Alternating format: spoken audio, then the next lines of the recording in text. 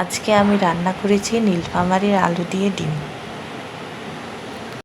সবাই পারেন এই জন্য আর রেসিপিটা দিলাম না, কারণ এটা একদম সহজ রান্নাটা সবাই করতে পারে। আমি আমার মতো করে রান্না করেছি, সিম্পল একদম। আদা রসুন বাটা, জিরা, ধনে বাটা এইটুকু দিয়েই রান্না করেছি। তাছাড়া বেশি কিছু ব্যবহার করিনি, শুধু আলুটাই আমার কাছে ভিন্ন ছিল। এটা ছিল নীলফামারীর আলু, যেটা আমি ফার্স্ট খেয়েছি।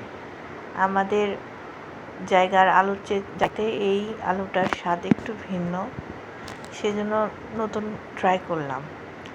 আর আমার রান্না করতে করতে কড়াইটা চেঞ্জ হয়েছে, কারণ কারেন্ট চলে গেছিলো, এই জন্যে চুলায় রান্না করতে হয়েছে পরে। সবাই একটু লাইক কমেন্ট শেয়ার করে দিবেন প্লিজ।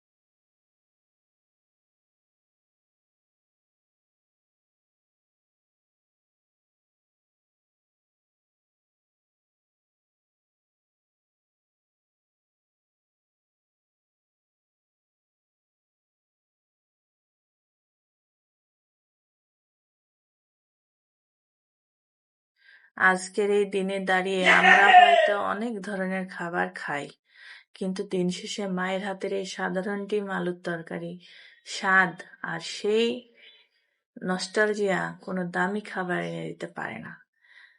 তো তৈরি হয়ে গেল আমার আজকের ডিম আলুর তরকারি। আপনাদেরও কি এমন কোনো স্মৃতি আছে? থাকলে অবশ্যই জানাবেন।